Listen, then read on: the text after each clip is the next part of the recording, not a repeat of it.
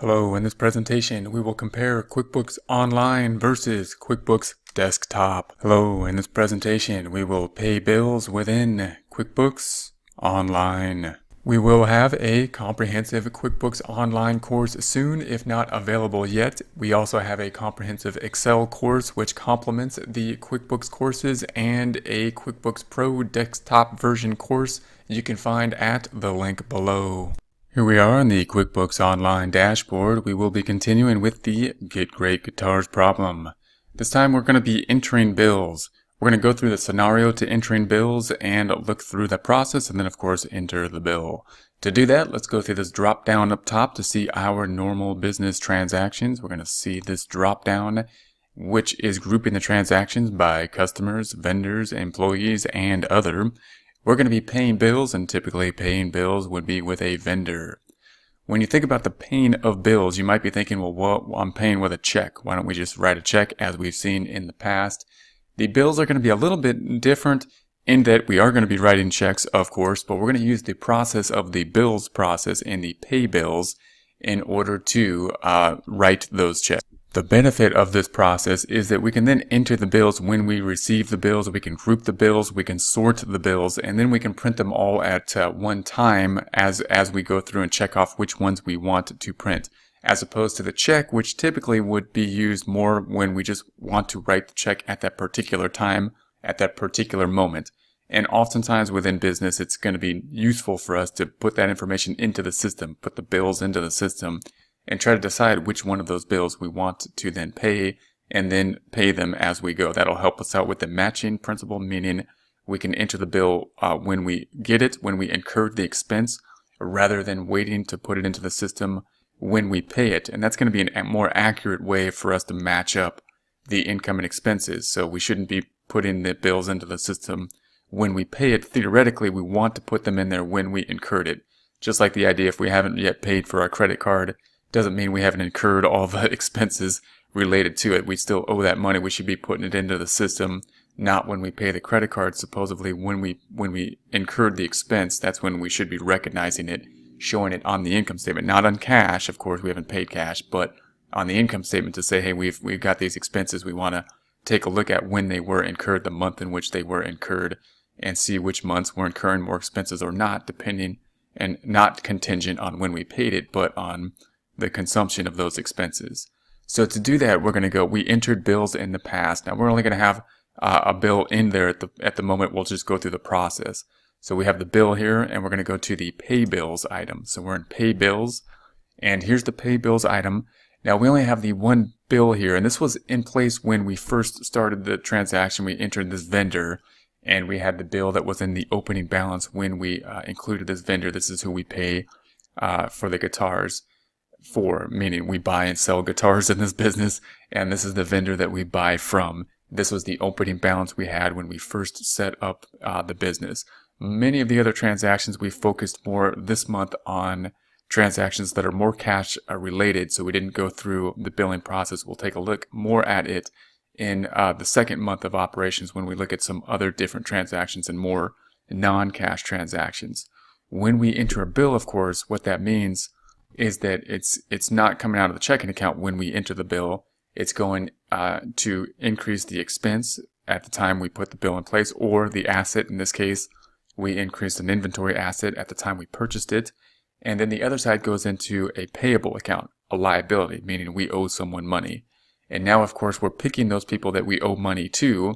These amounts represented generally in the accounts payable account, and we're going to pay them off. So whenever we see the pay bills, that means that accounts payable is going to go down. This pay bills represents the accounts payable account. Anything that's in the pay bills section, meaning we made a bill, we entered the bill, not a bill that we billed our customers for, but a bill to us, bills that we owe from vendors. We entered those bills, and now we have a payable that would be tracked in the accounts payable.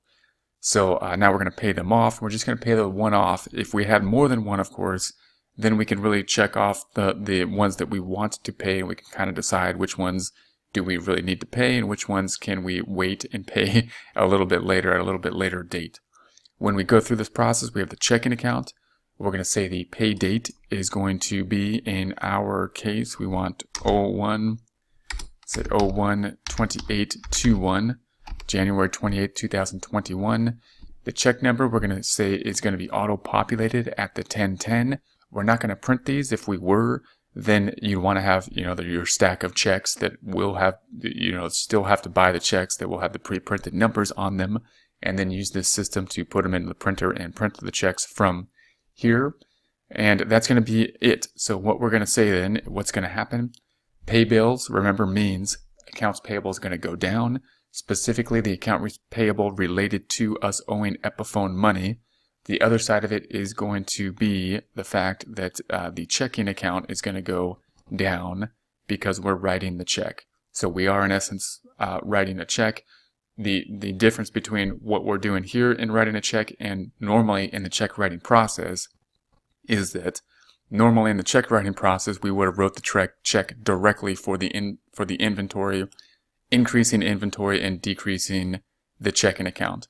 In this case, we're decreasing the checking account, but we're not recording the inventory, what we bought, the 15,000 worth of guitars. In this case, we are increasing or decreasing a liability. We're not increasing the asset, what we got, an expense or an asset. We're decreasing the liability, what we owe, in this case to Epiphone, the accounts payable. So we'll take a look at that after we record this on the financial statements. So let's save and print. We're just going to save and print. And I'm going to close this out. I'm not actually going to print it. And we're going to say X out of this. And let's go to our reports and see what we have. We're going to go to the reports on the left-hand side. We're going to go to the balance sheet. So let's type in balance sheet and see what happened. We're going to change the dates to the dates that we are working on, which is 01/01/21 to 01/31/21. So that's going to be January 1st, 2021 to January 31st, 2021. Let's run that report. If we scroll down, we see the checking account here. We wrote a check from the checking account. Let's see if we can find the check that we wrote from the checking account. Scrolling back down, we see the 15,000. There it is. Other account is the accounts payable. We wrote it to Epiphone, and it does say that it's not only a check, but it says that it's a bill payment check, meaning it's still just a check, but we wrote it to a bill payment section, meaning the other side most likely will be accounts payable. If we click on that item, we still see a item that looks like a check here. So we got the bill payment item. We have our data, our input screen here to pay that bill. We're going to close this back out, and then we're going to scroll back up, go back to our report summary.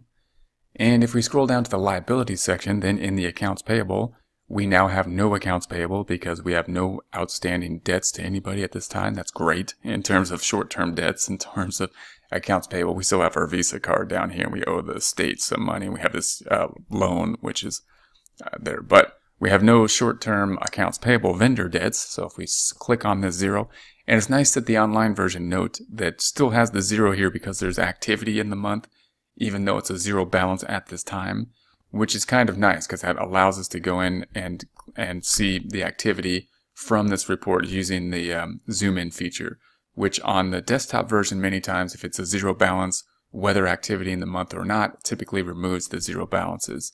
So this is kind of nice for us to use as an option for us to do more of this audit type stuff where we're going through and we're figuring out what has happened. And so if we go through here, we say that the accounts payable had a $15,000 balance. We paid $15,000, reducing the balance that is owed, in this case, to Epiphone. And of course, if we select that, it's a bill payment check. Selecting that item, we then see the bill payment check here as well.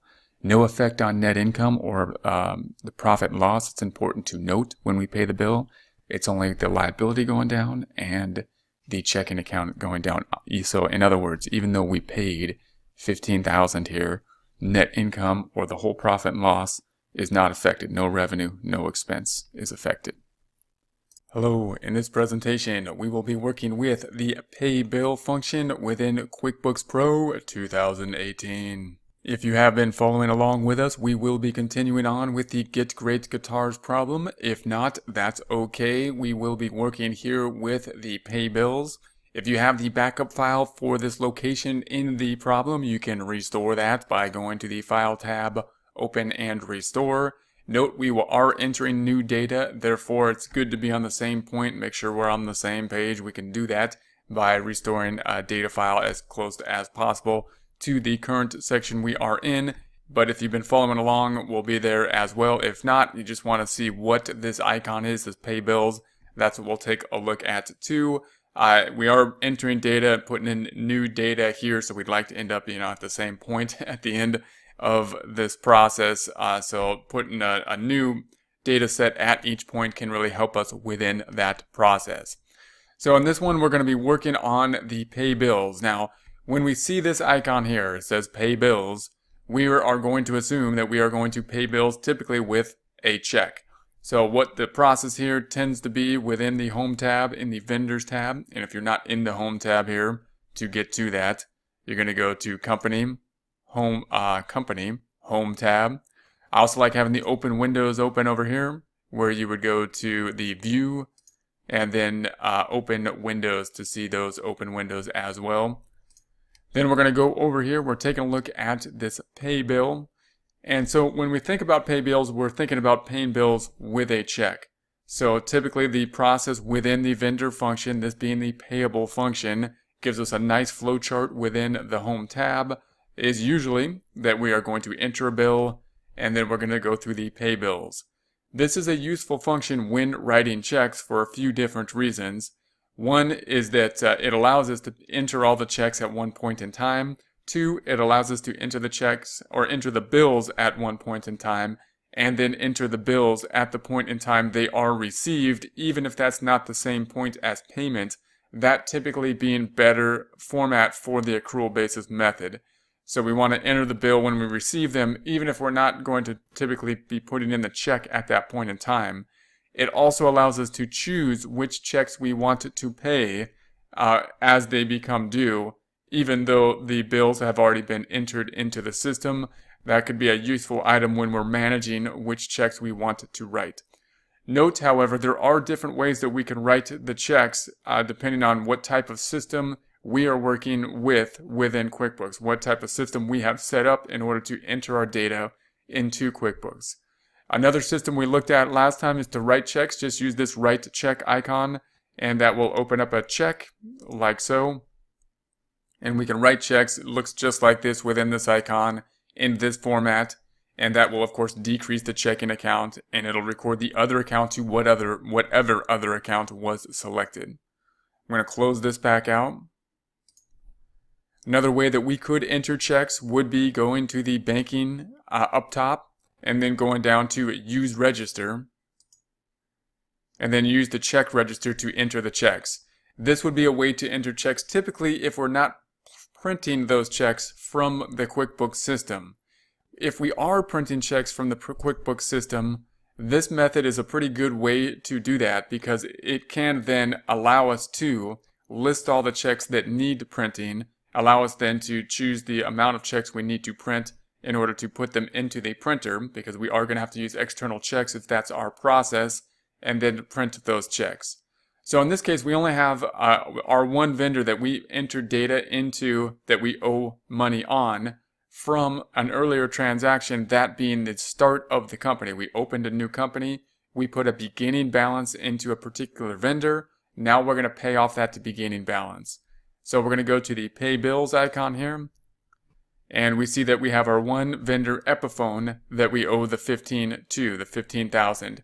That being from when we set up the beginning balances within our new company, we still have this Epiphone that we owed. We put that into the beginning balance, and now we can show that we're going to pay that off. If there's one item or multiple items, what we're going to do is check off that item to indicate that that's the item that we want to be paid. Also note that there's going to be a couple options we could look through here. If we say that show bills, we typically show all, or I would typically look at all. But if we have a lot of bills in here and we want to limit the amount of bills we're looking through, we might just want to limit it to the due on or before a specific time period, that giving us a better idea, a better quick view of what we want to look at. We can also use some other filtering options and sorting options. Again, if we had a lot of bills in there, those could be useful for us to decide which ones we're looking to pay at this point in time. If we tab through this, we're going to check off that this is going to be the item we will be paying. This is going to be the due date in accordance with what was set up. In this case, the beginning balance was set up in this format. We have the vendor, we have the amount due, and then we're going to have the amount to pay, which will be the same in this point at this time. We have some other options down here. The clear selection, of course, would clear everything that has been selected in terms of this one check that we have at this time. We have the go-to bill, the set discount, and the set credits. We're not going to be dealing with any of those options within this setup. We have the payment date. That's typically going to be the current date that we're, of course, writing the checks at. We, however, here are writing the checks as of a future date. That date will remain, in this case, January 28th, 2021. That date being from the prior transaction we did within this problem. That's one of the defaults we chose for this particular problem. Another default oftentimes is just the current date, which I believe is the default option. We chose, in this case, to keep the prior date as one of the defaults because we're working in the future in a problem such as this. We then have the method. In this case, we're going to have a check versus a credit card. Then if you were to print these checks, you'd want to keep print checks here. You'd have to order the checks outside of QuickBooks. So you'd have the pre-ordered checks that we'd have outside, that would have our check numbers on it and our bank account information. We'd have to then put those checks into the printer in the proper format.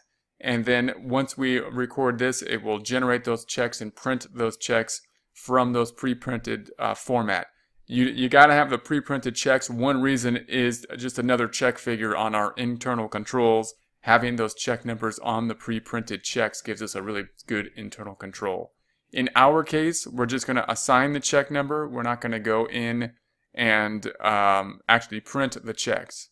So we're going to choose assign check number. Now, as you do that, you want to make sure you have the right check number. You would think the system would just kind of pick the next check in order when we say pay bills. But it makes us manually put in that check number. So we want to make sure we have the checking account selected, this being our major checking account typically. And then once we select the pay selected bills, if we assigned a check number, then it's going to ask us what that check number should be. So if I select this right now, for example, it says, let me assign the check number here. Let QuickBooks assign the check number. So if we select the default here, it'll most likely go to the next check. If I select this option, then we can manually put in the check number. If there's multiple checks, then it'll start from that check number and continue on with those checks. So if you don't know what that check number is and you want to double check it, you got to close this. We could go to the check register and see what check number we are on, just to make sure it ties out to our checkbook. If we want to, we have to close this out so that we can open the register. So I'm going to have to enter this data back in, which is just basically checking that box. So we're going to close this out, and I'm going to say we're not going to save it at this point. We're just going to re-enter the data, then go to banking, then go to use register. We got the checking account. We're going to select the checking account, and the only thing we're looking for, we're saying there's the last check. So that means we are on check 1010. That's going to be the check number we want to make sure is assigned next. So we're going to go ahead and say close this. We're going to go back into pay bills. We can then check this back off. Everything is as it should be. We're going to change the to print to assign check numbers. It's going to the checking account as it should. So we're going to say pay selected bills. Pay selected bills. And then we're going to assign the check number, which will be 1010. What we just saw was the next check number in our series. The check date is correct. The payee is correct. So we're going to say, okay, when we record this, it should write a check that should appear in our check register, should decrease the checking account balance. It should also decrease the amount owed to this particular vendor, Epiphone, so that would decrease the accounts payable. So let's do that and see if that's what happens. We're going to say OK, and it's going to record that. And we're going to say payment summary. Here's going to be the payment summary. We're going to say done on that, and then let's take a look at this in a few different formats. One, let's take a look at the check register and see if it recorded that within our check register as we would assume it would. So we're going to go to the banking, go to use register, and we see the check register here. That's the one we want, checking account. We're going to say OK. And then we see that next check has been generated. So it's in accordance with our sequence. We see the bill payment as the icon here. It was a check that was created just like these. However, this was in response to a bill payment telling us that we're tying those things out. We're tying out the bill and the check, whereas this one was more of a standalone check, which had not been entered as a bill before then entering the check. Then we can check the reports and see if this has been decreased on the balance sheet in terms of cash and has affected the accounts payable going down. So we're going to go up to reports up top and take a look at that. We'll go to the company and financial. We're going to go scrolling down to the balance sheet. We will choose the custom report so that we can change the date range so that when we drill down on the dates, we can then get a date range. So it's going to be 01/01/17 to 12/31/01. 01/01/21. We're working in the future to 12/31/21. This is the year we will be working in at all times. We're going to say OK. Then we're going to see if it has affected the checking account as we would assume it to. So we're going to double click on the checking account. And there's the 15 right there. So we're going to double click on that.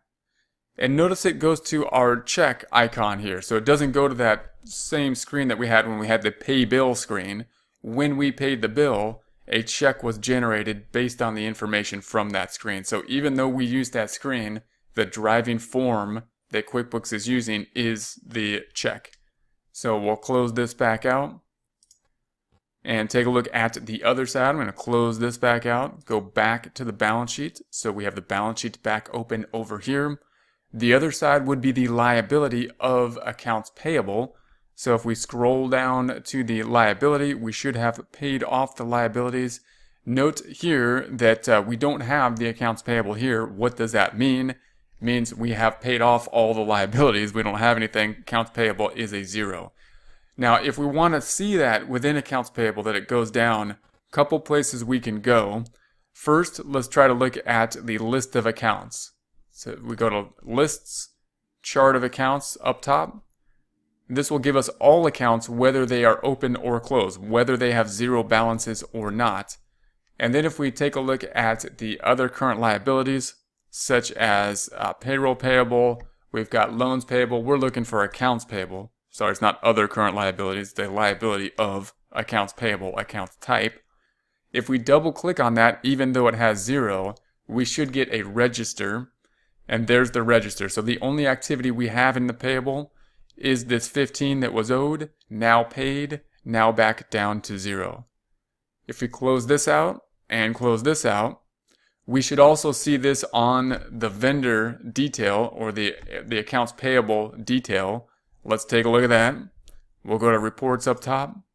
We're going to go to vendors and payables, and we're going to see the vendor balance detail. Vendor balance detail. Change the date range. Well, we don't really need to change it. It's going to show all of the activity that we've gotten so far. There's what was owed due to the beginning balance we put into this particular vendor. Here's the payment that we made. Double clicking on that, we see that check once again.